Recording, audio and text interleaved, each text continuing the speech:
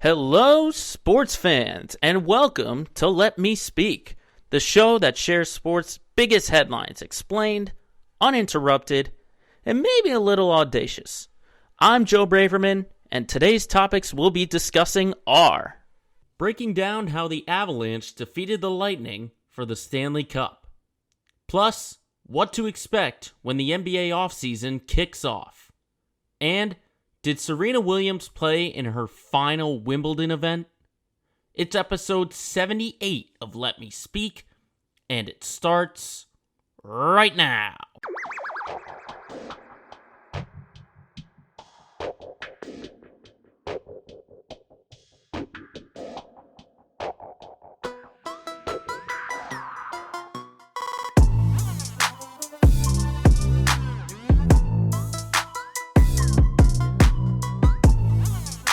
And hello once again, everybody out there, coming to you on the last day of June, June 30th, 2022, for episode number 78, coming at you of Let Me Speak. Thank you, everyone, for tuning in wherever you get this podcast. If you're watching us on YouTube or listening to us on any podcasting platform, we're on the recording side of things. We're a little bit later than usual, just some scheduling conflicts. Plus, we wanted to get as much news as we can going out there, and we'll get a deep dive into everything that's going on in the sports world. But meanwhile, it's just been a lot of fun getting closer and closer to summer. We finally just put the ACs in for where I am. I turned it off, luckily for today. It's not hot enough where you got to keep it rolling. And obviously, we don't want that background noise going on. But tomorrow, we're definitely going to be cranking those things up. It's going to be in the 90s in Massachusetts. And obviously,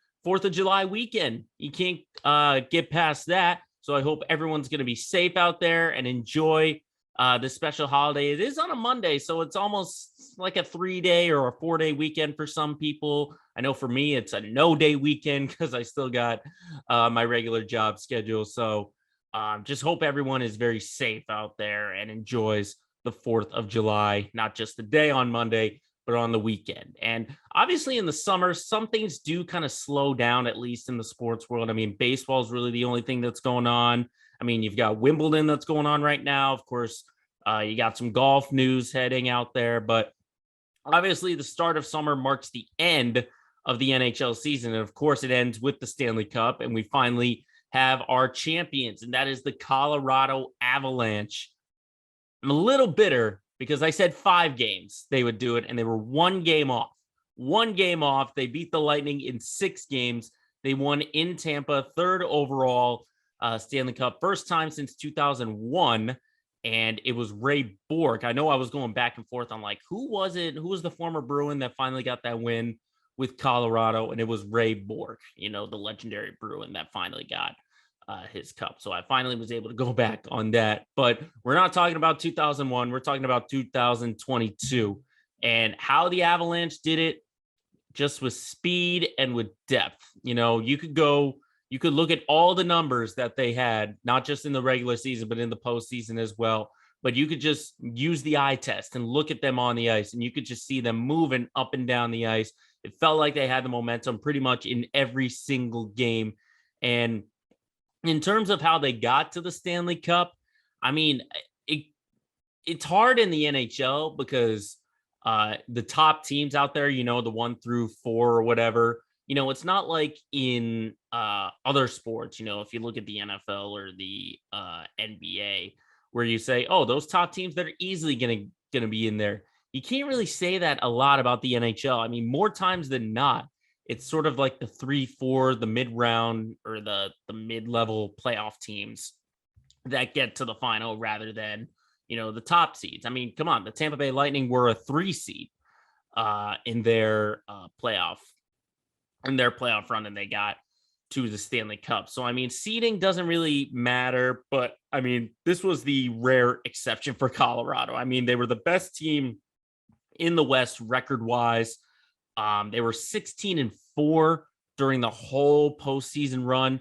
So, I mean, you could see it coming from like a standard playoff format because they were a number 1 team. But just looking at the road that they had, they get the sweep against the Blues. That was pretty easy. Had a little bit of a test in their next run going against, just got to find it real quick, against it was the Blues that had the 6-game set. It was the Predators that they swept. So it was the first round sweep of Nashville, then a 6-game set with the Blues, easy sweep of Edmonton, and then coming out with the victory against the Lightning. So very impressive by the Avalanche, not just their road, but just, again, the depth that they have. You could just see how much faster and how much in control they were as compared to Tampa. But just looking at the roster that they have, I mean, I'm just looking at the numbers right now. I'm counting 8 guys, 8 skaters had double digits in points this postseason. You had Makar, Rantanen, McKinnon, Landeskog, Kadri, Nichushkin, and Taves, and Lehkonen. I mean, come on. Those are, if you've got 8 guys in double figures in terms of points in your postseason run, then you've got a really good team. And then, right behind them, you had Byram, the defenseman, with 9 assists. Josh Manson had 8 points. JT Compher had 8 points. Andre Burakovsky had 8 points. I mean, this is a team that has so much depth. And if you've got a roster built like that, it's hard to stop them. It is very, very hard to stop them. But of course, everyone circles back to those top 5 guys. I mean, Nazem Kadri, first off, that just felt like an entire energy boost once he came back in game 4, I should say. I mean, obviously he had the game-winning goal, obviously, but there was just something about his energy. And I know he's kind of like a hit and miss kind of guy, whether you love him or you hate him. But I mean, you could do that with any kind of athlete. You could look at Brad Marchand for the Bruins, Tom Wilson for the Caps, even going to other sports, Draymond Green, Marcus Smart, just all these guys where if he's not on your team, you're going to hate him.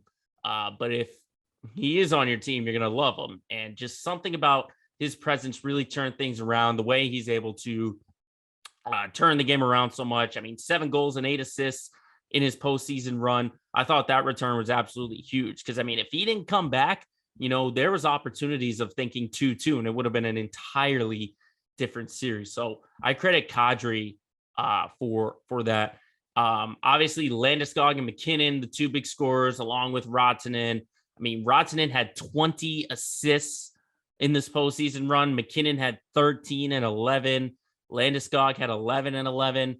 Very, very impressive. But the one guy I'm looking at is the playoff MVP, Cale Makar.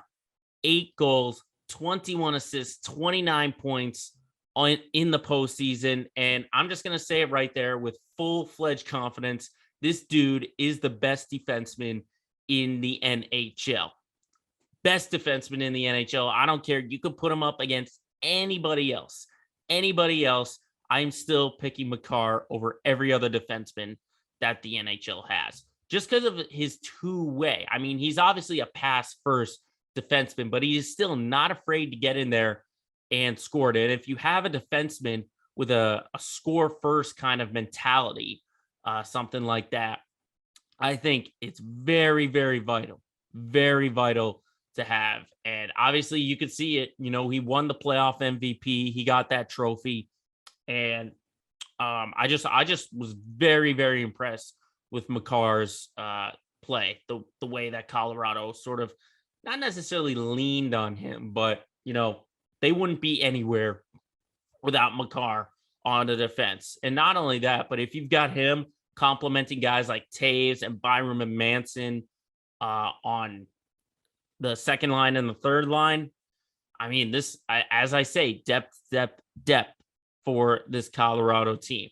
But I mean, you can't do this Colorado run without the goalie. I mean, Darcy Kemper, 10-4 in the postseason, .902 save percentage. I mean, let's face it, he's not a Vasilevsky or an Andre Fleury or any kind of the shutdown goalie that you could say, if we need to shut them down, that's what we're going to do.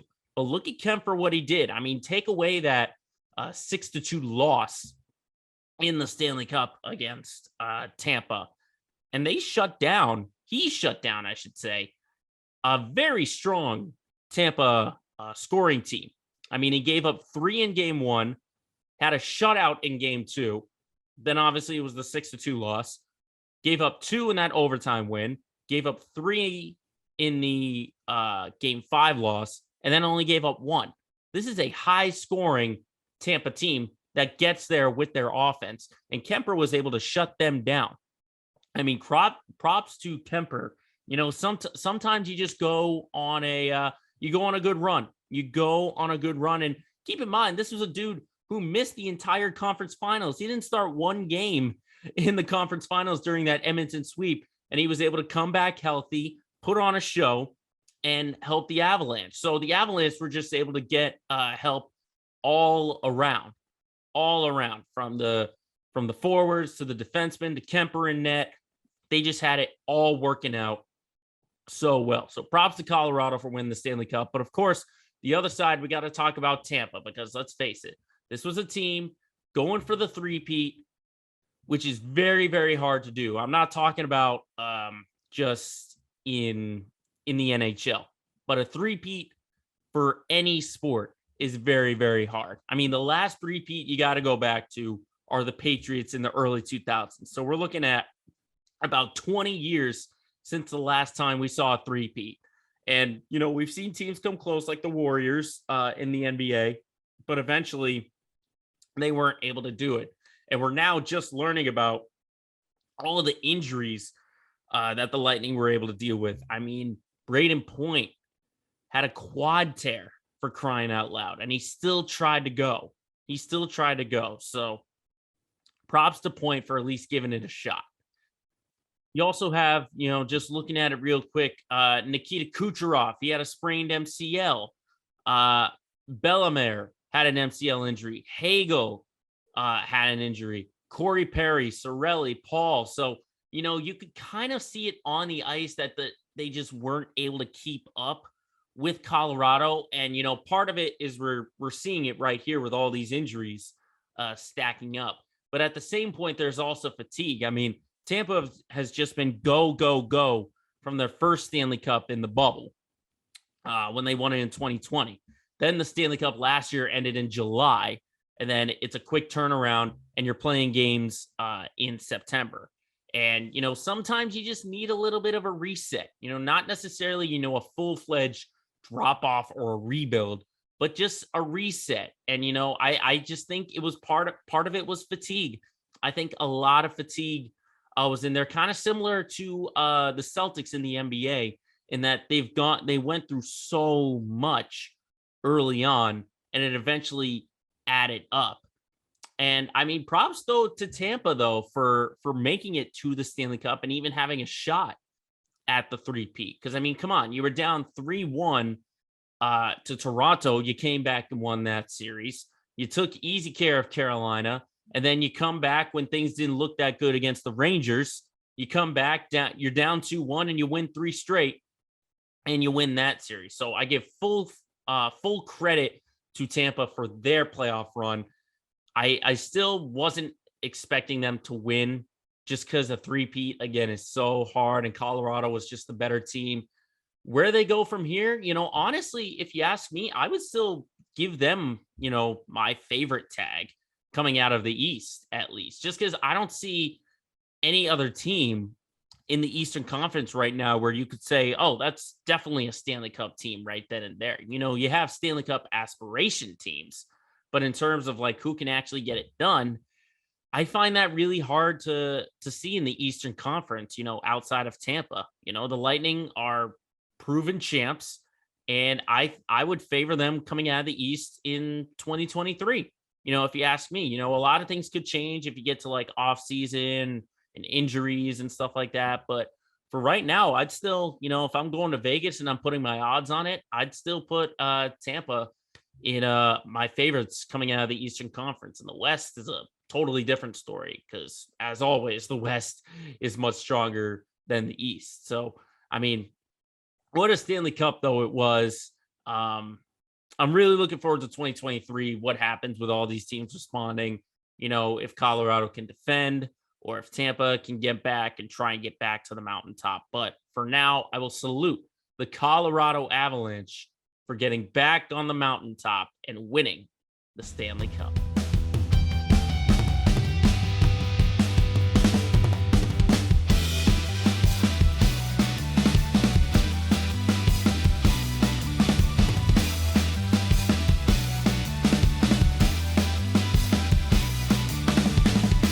Shifting gears, let's talk basketball. And we got to talk about the NBA because the offseason is going to start by the time this episode is out. 6 p.m. Thursday, which is today, is when free agency begins and the offseason gets into full swing. That time of the year where player movement is going to begin. Now, just to give everyone a little insight, how I prep for this show is I've got a Word document full of notes right here. I'm looking at it right now, all the notes I had, and I was so ready to go with these notes. But then all of a sudden, Max Scherzer came with a 120-mile-an-hour curveball and gave us huge breaking news that Kevin Durant is requesting a trade from the Brooklyn Nets. I wasn't even going to look at this. I was going to say possibly, because Kyrie already opted in. So I'm thinking, okay, the Nets are probably just going to run it back. And if things don't, dramatically change in the offseason or midseason, then there are going to be some times to move on. And it's just crazy to think that Kevin Durant, who just signed a 4-year extension a year ago with Brooklyn, with intentions to stay in Brooklyn, has now said, I want out. And I think all of this circles back to Kyrie Irving. Let's be honest. I really think that this is just a locker room kind of thing. How many people were turned off by Kevin Durant and Kyrie Irving? Because let's be honest, Kyrie's in his own world. He thinks what he does is right, and he's got superiority over everyone else. And GM Sean Marks and everyone else in the Nets organization was saying, no. You don't run things. We run things. And apparently Kevin Durant, we know how soft he can be. He looks at that and saying, whoa. Kyrie is this guy. You got to give him some leadership. So if you're not going to give him leadership, then why am I here? But it's just insane to, this was going to be, I had a note here, literally a bullet point that said this year might be a little bit quieter than usual. But here I am now saying because of one guy, Kevin Durant wanting a trade opens up so many doors for what can happen now. And now the question becomes, who's the trade partner? Who is it going to be? Because we've heard a lot of names out there. Does he go back to Golden State? I think Golden State within themselves are saying, we won with Kevin Durant and we won without Kevin Durant. Why do we need him back here? So that's out of the question. The Celtics don't need to trade for Kevin Durant because they're just going to run it back. At least in my eyes, they're going to run it back with their squad. So what about I'm just thinking of teams off the top of my head really quickly. I have a feeling the Knicks might be in play, possibly getting either Kyrie or Kevin Durant out there. I mean, they have the cap space.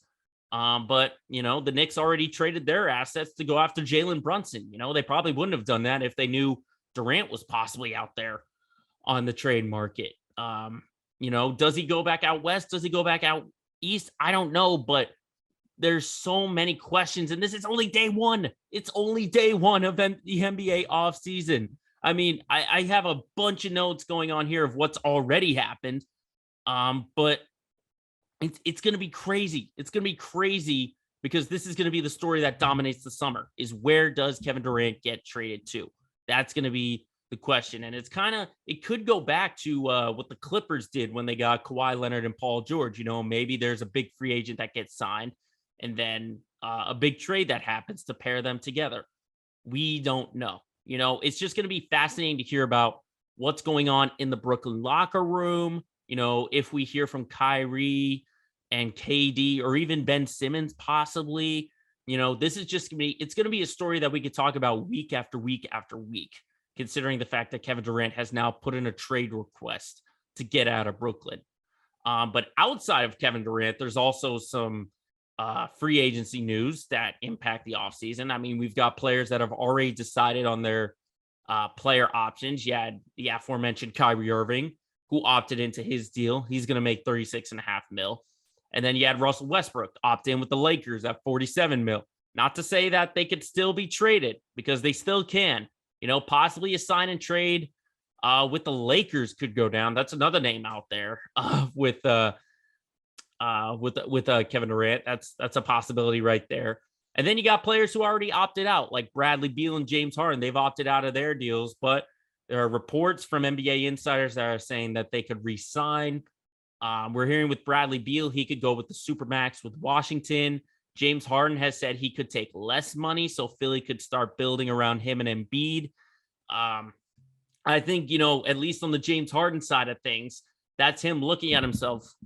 That's him looking at himself and saying, maybe I'm not this elite player that I once was.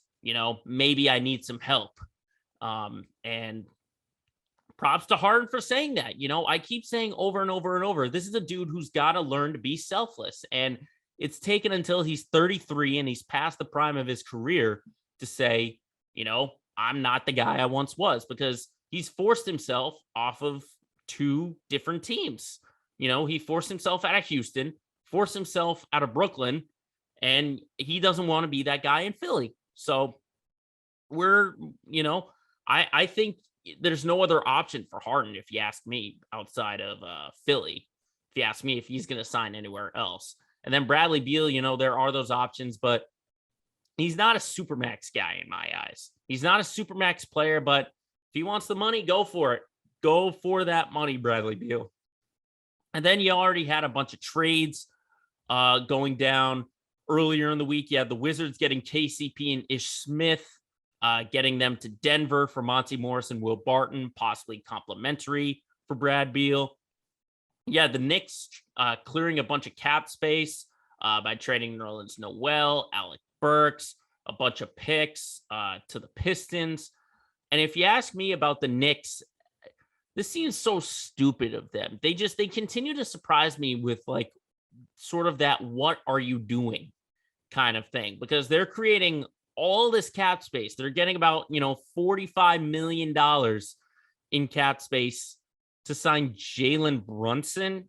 Don't get me wrong about Jalen Brunson. He's a great player. He's for Dallas. He was a great number 2 option behind Luka Doncic. But if you're telling me that this kind of money is getting forwarded out, you clear the space for guys like Kevin Durant or for a Kawhi Leonard or a Bradley Beal. You don't do it for Jalen Brunson, a guy who has yet to make an all-star team. At best, he hasn't even made an all-star team. And you're telling him you're going to offer him over possibly $40 million, something like that. That's insane. And I get the New York connection because his dad is now an assistant coach with the Knicks. But come on, you can't be using that kind of mentality for Jalen Brunson. You're kind of hoping like, hey, here's the money, come and get it, rather than, situational kinds of things. So, I mean, if you ask me, Jalen's probably better off in Dallas than in New York, but hey, if he wants to go for the money and he wants to get paired up with his dad, so be it. Go nuts, Jalen Brunson. You have earned it after an incredible postseason run.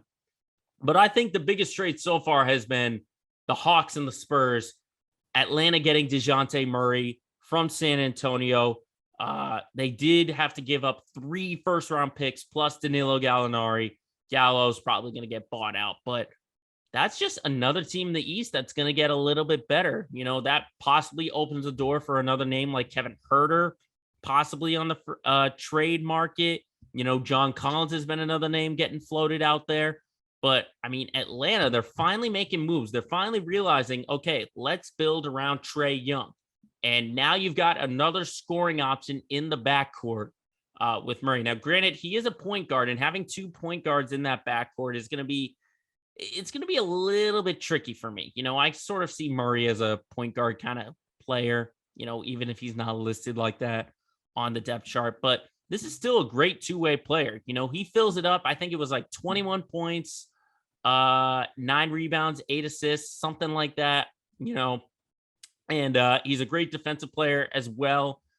So I like what Atlanta did with this move. They didn't really give up too much. I know 3 unprotected first rounders is giving up a lot, but in terms of like your players and your roster, you don't really give up that much. So, I mean, right now your lineup is looking at Trae Young, DeJounte Murray, John Collins, Clint Capella out there. And then that number 3 is kind of like a wait and see kind of thing out there. It could be DeAndre Hunter. You could put Kevin Huerter back there in the lineup.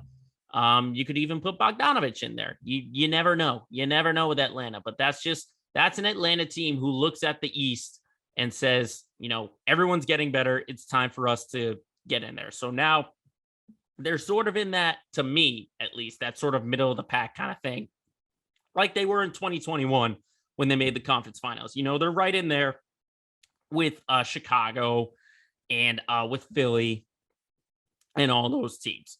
So I do like what Atlanta is trying to do.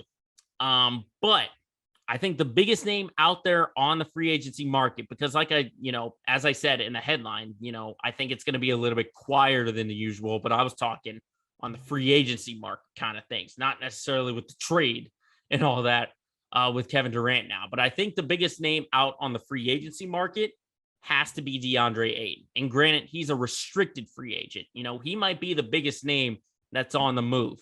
And we've heard, reports coming out that he wants a max contract. Phoenix doesn't want to give him the max contract. And honestly, he's not a max player to me, but he's a very, very important player. It would be insane if Phoenix didn't re-sign him and didn't have him on the roster, because he's just as instrumental as Devin Booker, as Chris Paul, as Mikal Bridges. If we already know the West is super stacked, with the Warriors being the defending champs, with Dallas getting the experience, with a young Memphis team coming out, and then the Clippers who are getting healthy, and all these teams.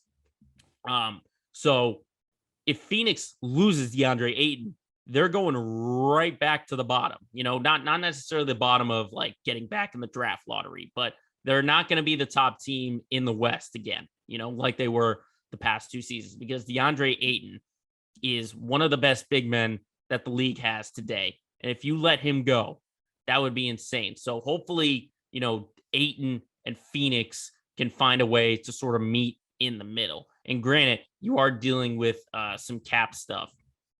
We're trying to deal with Booker's contract and Paul's contract. But I think, on Ayton's side of things, he should say, this is the best chance for me to win. If I want to win, I want to stay with Phoenix. If I want to go for more money, I should find a deal elsewhere. But it would be insane for Phoenix to let this guy go just because of how valuable and important he is. But what's crazy about the NBA offseason is it hasn't even begun. I mean, we just had the draft a week ago. The legal tampering period doesn't start until 6 p.m. and we're already seeing a bunch of news and headlines coming from the offseason. So it is going to be a wild and hectic summer here in the NBA offseason.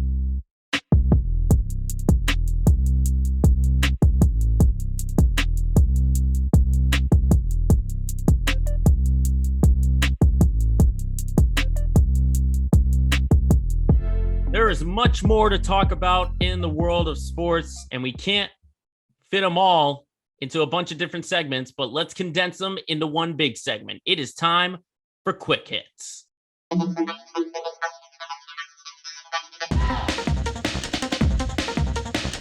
And we're going into tennis to start this one, women's tennis that is, and that is Serena Williams, who played in her first singles match in about a year. Of course, you remember last year, she tore her hamstring, had to withdraw from a match, and then she hadn't played a singles match until earlier in the week, and unfortunately, it was a first-round match that was on the losing end of things to Harmony Tan at Wimbledon. And when you watch that match back, I mean, things were looking good. She won the first set 7-5. Then the last 2 sets come in. She lost the second one 6-1, and then just had a huge tiebreak with Tan at a 7-6, including 7 match points. It was great to see Serena back on the court, but just again, you're just looking at the circumstances of all things. She's 40 years old. She's losing in the first round, is an unranked player, losing to another unranked player. I mean, it's hard for me to say that, we're not going to see Serena win another major. It's hard for me to say that, but it might be the reality. Now, I'm still going to root for her in tying that majors record, get that 23rd major. But from what I'm seeing out there, maybe Serena just plays a little bit more. She plays in the U.S. Open coming up, and then she hopefully gets some more single tournaments under her belt just to get back into a groove of things. And then maybe that could bolster my confidence. But in terms of like the situation, what I saw immediately, it's hard for me to say that Serena Williams will continue her dominance. Because let's face it, age and mother time, I guess, the opposite of father time, is starting to catch up to her. As preluded in our previous segment, the NBA draft took place last week, and another curveball was thrown out there, specifically from the Orlando Magic. Reports were coming out that Jabari Smith Jr., he was number one. Well, he fell to number 3 with the Houston Rockets, and Paolo Banchero was picked number 1 out of Duke University. Now, granted, for me, in the top 3 with Banchero, Chet Holmgren, who went second, and then Smith, who went third, they're all kind of the same player in the sense of that they're 6'10" power forwards, and there's somewhat of a need there for each 3 teams. So, I wouldn't fault Orlando, whoever they took out of those 3. I knew the Thunder were probably going for Holmgren regardless, so they weren't fazed at all by Banchero going number 1. That just opened the door for the Rockets to get a guy who was projected to go number 1, and he falls to number 3, and he didn't really have to do that much. But outside of the top 3, there's a winner, I think, and a loser. The loser, as we already talked about, the Knicks, they just continue to confuse me. They draft a player at number 11, then you get rid of him and you get 3 first rounders. So you basically were in the lottery and you didn't get anybody. Again, clearing cap space just confuses me. But the big winners, to me, are the Pistons. I thought the Pistons were great in their moves. You get Jaden Ivey at number 5. You acquired the number 13 pick from Charlotte, Jalen Duran, and you're starting to see what Detroit is starting to do with that foundation with Cade Cunningham out there. Now you've got Ivey and Duran. You got Sadiq Bey also in that rotation. They're not going to turn things around really quickly. I think they're probably still about 2 or 3 years away from being strong contenders because you're still trying to develop all these players. But I like the foundation that the Pistons are setting. And I got a feeling that this is going to be Detroit's going to be a team we're going to start talking about as the years come around. Shifting to baseball, we got a lot of headlines to talk about. We'll start with probably the headline of the week, and that was the literal fighting between division teams as the Angels and Mariners had literally fists flying on Monday. And, it's a really complicated situation to try and break down, but I'll just put it at you like this. Julio Rodriguez nearly throws at Trout's head. Andrew Wantz comes back and nearly throws at a guy's head. And then Jesse Winker for Seattle gets hit, and then just chaos ensued. You had guys throwing punches and all that. And then you had Winker basically like losing his mind. He flipped off the fans. He was tossing stuff on the field. It was insane. And then you had Raciel Iglesias toss the bucket of like double bubble or something like that, the sunflower seeds. And all in all, 12 players were suspended. 12 players and a couple of managers. You got interim manager Phil Nevin. He got 10 games. Jesse Winker gets 7. JP Crawford gets 5. Ryan Tepera, Andrew Wantz for the Angels gets 3, along with Rodriguez 3. Raciel Iglesias, who went nuts, gets 2. Even the interpreter for the Angels got 2 games suspended. Like, it was insane. Absolutely insane. And for an entertainment value, you're kind of like appealing to this. But then you also got to look down the road. This team's got to play more of each other. These are division foes. They're literally foes now. So anytime you see the Angels and the Mariners on the calendar in the MLB schedule, circle that date and turn the TV on, because that is going to be definitely something appealing to watch. We had an MLB debut take place for a veteran, hard to say, but Mark Appel made his major league debut at 30 years old when he came into relief with the Philadelphia Phillies. He's now the oldest number one pick to debut. If you're keeping track of Mark Appel, he was the number one pick in the 2013 draft by the Astros. And you know who was picked right behind him? Kris Bryant. Kris Bryant is a World Series champion, an all-star, and he got picked behind this guy, and he just debuted. I still get baffled as to the scouts, what they're exactly looking for. But, the story for Appel is really, really fascinating. He had a bunch of injuries in Houston. He eventually got traded to the Phillies, and then he left the Phillies for 3 seasons before coming back this season for Philadelphia.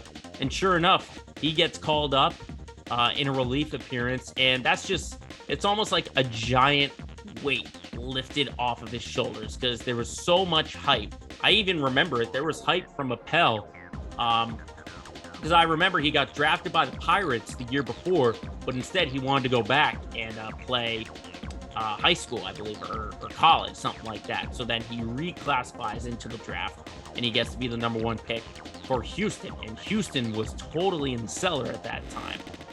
But eventually all roads lead to the NBA. Granted, the road for Appel was a little bit longer, but I salute Appel for finally making his major league debut. Granted, it's at 30, but he made it.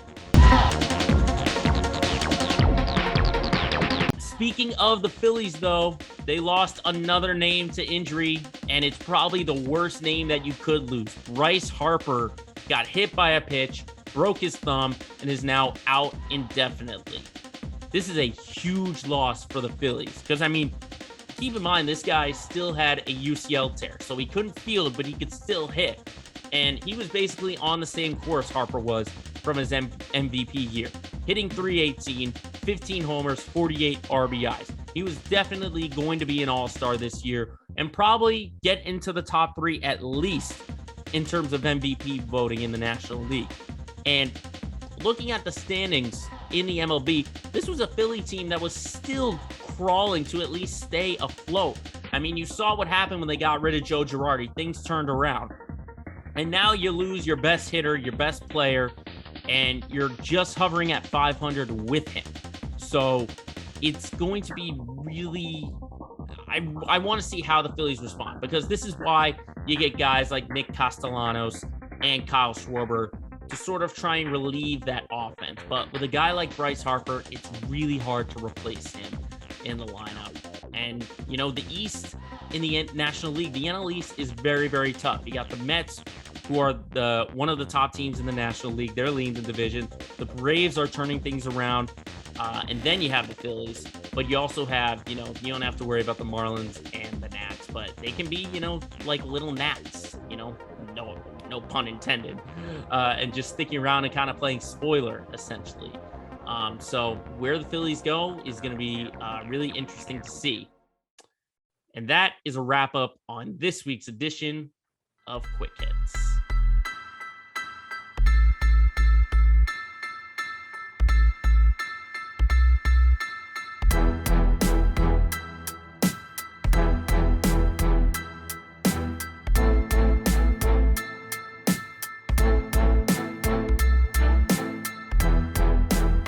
Time for all you Boston fans out there.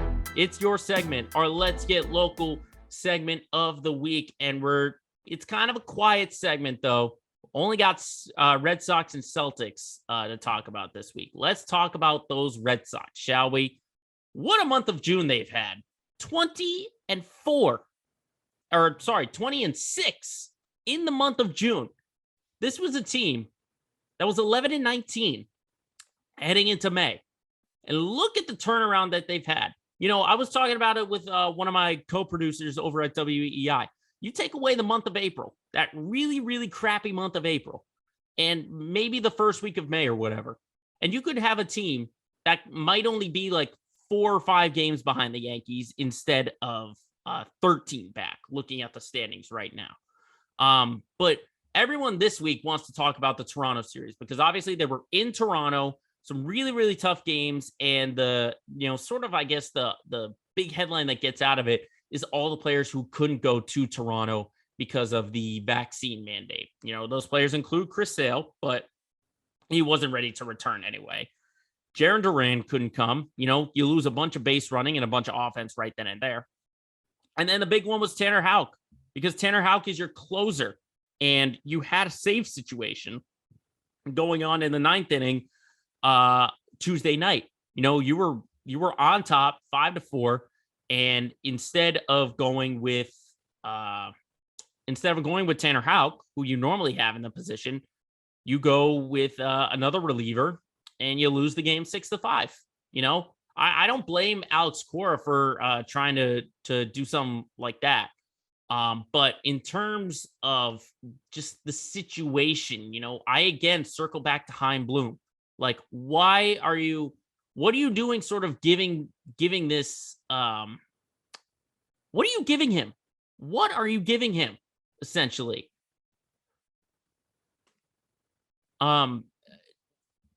Like, you're giving him Ryan Brazier, Hansel Robles, and Tyler Danish. You went with Tyler Dane. Cora was basically handcuffed. You look at the problem or the situation that had happened in that 8th inning. You had your big bats. You had Springer, Guerrero, all these guys. You bring in your best reliever for the middle innings, John Schreiber. Of course, you got to bring him in. Then you go to guys like Tyler Danish and Hansel Robles, who just flat out stink, absolutely stink. I mean, the bullpen, as I said at the beginning of the year, the bullpen is the biggest problem on this team. And Chaim Bloom did nothing to address it. And he said it outwardly that this team needs bullpen help. And what does he do? He just sits back in his chair, kind of looks and is like, figure it out yourself.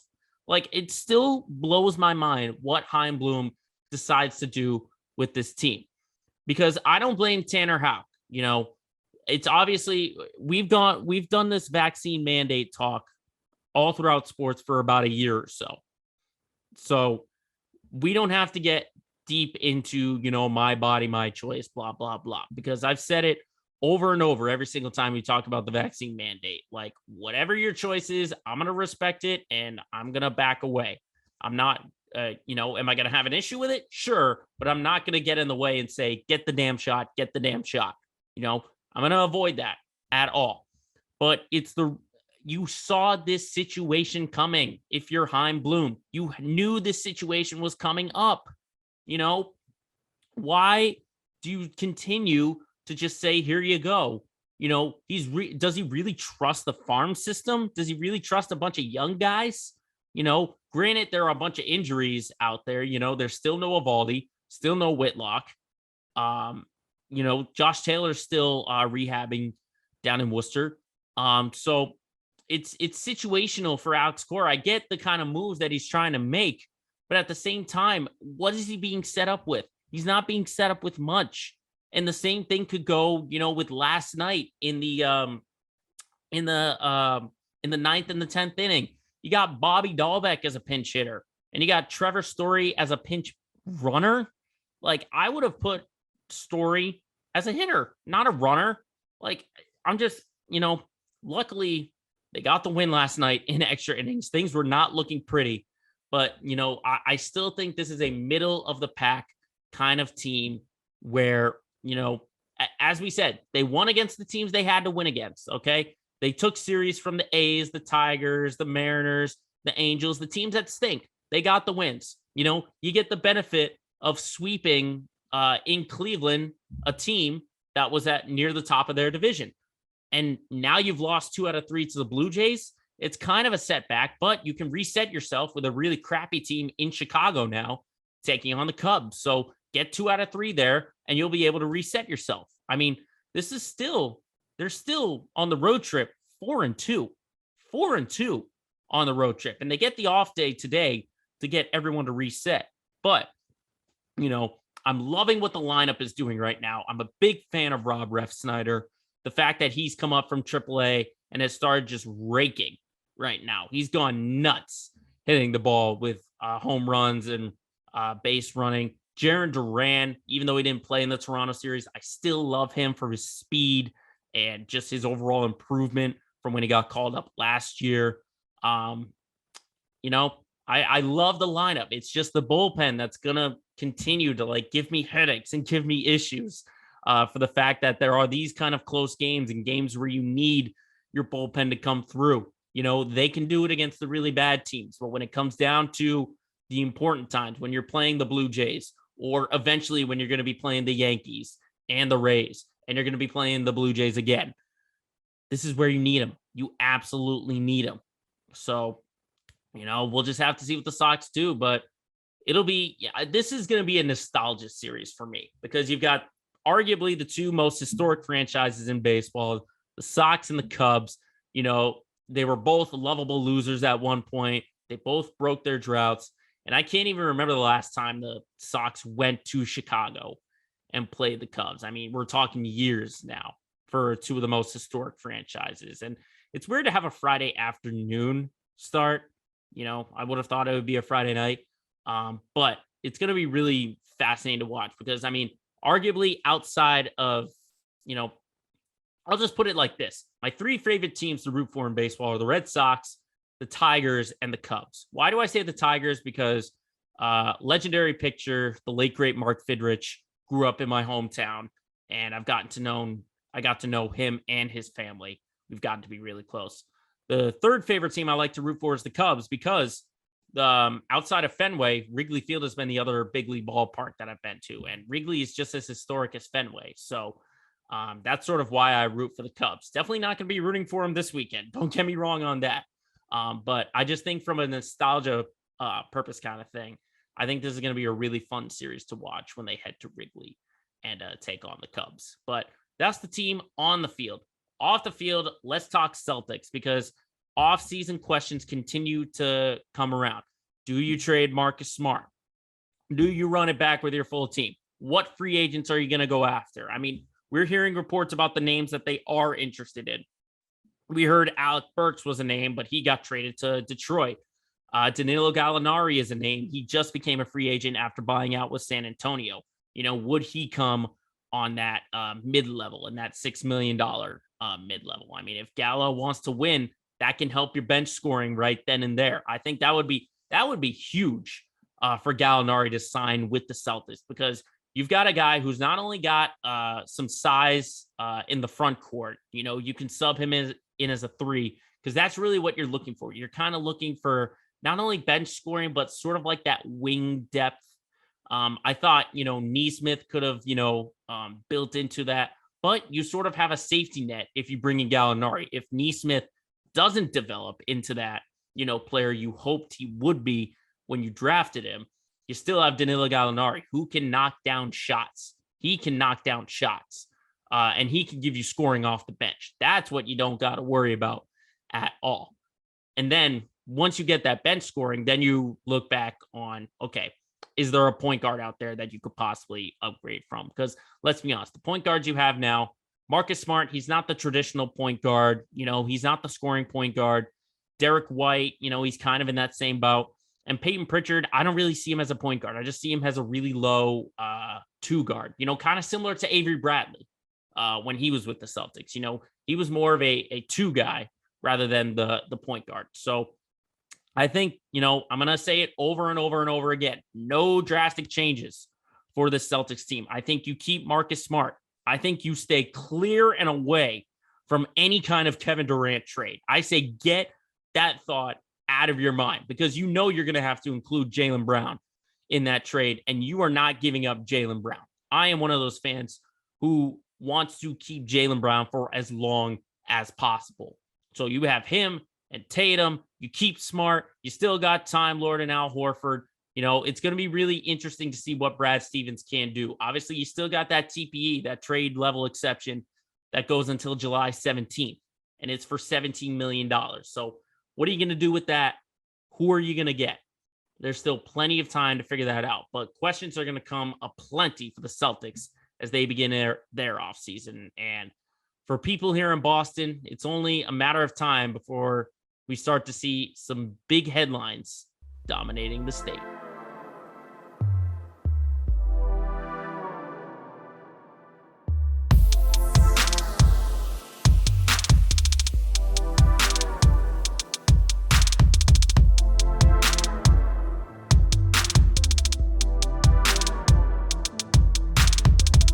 Lastly, as we always do, we look at our LOL moment of the week, and we are going back to a story we talked about a little bit early where someone kind of had a double whammy. Not only did they get involved in a fight and got suspended, or possibly got suspended, but there was an injury side of things as well. So this week's LOL moment of the week goes to Archie Bradley, the reliever for the LA Angels. So back to the brawl between the Angels and the Mariners. Okay. Someone who didn't get suspended got a much worse outcome from that brawl. And that was Archie Bradley, because for trying to get involved in the fight, he's now out months with a broken elbow. Yes, he fractured his elbow trying to, I guess, go up over the railing. He slipped and fell, and he still tried to get involved. And now, because of that, he fractured his elbow and is now out for months for trying to get involved in something he probably didn't need to get involved in. You don't have to rush out there. If it's a brawl, we've seen what happens. Half of this is in all baseball, skirmishes or benches clearing or whatever. Kind of similar to what we saw with Toronto and Boston last night. It was just a lot of guys just pulling everyone back, pulling everyone away. If it was me, I'd kind of just take my time. I wouldn't rush out there. Obviously, I'd have a sense of urgency in trying to break everything up, but I wouldn't, do what Archie Bradley did and basically rush out there, slip, and have any kind of chance of injury. That's kind of like, I remember a couple of years ago when the Dodgers and the Padres had their brawl, and Zach Greinke had a broken collarbone because Carlos Quentin charged at him, and Greinke kind of like lowered his shoulder, and he was still, after that big hit, which was the one that broke his collarbone, he still went out and was, fighting and throwing punches and all that kind of stuff. Arguably what happened to Bradley might be worse than what happened to Anthony Rendon, who got suspended while he was injured. The dude was out for the whole year with a fractured wrist, and now he's suspended 5 games, which he's going to have to serve at the start of 2023, wherever he starts, wherever he plays, when he gets healthy. I mean, it's hard to say which one is worth, but for this moment, I'm going Archie Bradley, because he was perfectly healthy. And because of this, granted, it's, he slipped. Anyone can slip and hurt something. But come on, to get involved into a fight, that's like, a spectator. Like if you're outside a bar or whatever, and you see 2 people like fighting or whatever, and you try to get involved and you take an errant elbow and you break your nose or something like that, or you're inadvertently in the way. Something like that. It's stuff like that. So, Rendon is very tempting to give his moment, but he was injured. So it was kind of like a freedom or whatever. It's just like he could have like gone and done his own thing. And he wouldn't have been punished. He would have been fined or whatever, but he wouldn't have been able to play anyway. So you wouldn't have to worry about it. Archie Bradley is a different story, though, because he's still a vital piece for the Angels trying to turn things around after they fired Joe Madden. It's gotten worse than it's gotten better. And Bradley, granted, he's not that reliever you absolutely need, but at least you have him. At least you have Archie Bradley. But now you don't have Archie Bradley because he broke his elbow for trying to get involved in a fight. So Bradley, for suffering an injury that will take months to heal for a situation you weren't even involved in, you have landed yourself into this week's LOL moment of the week.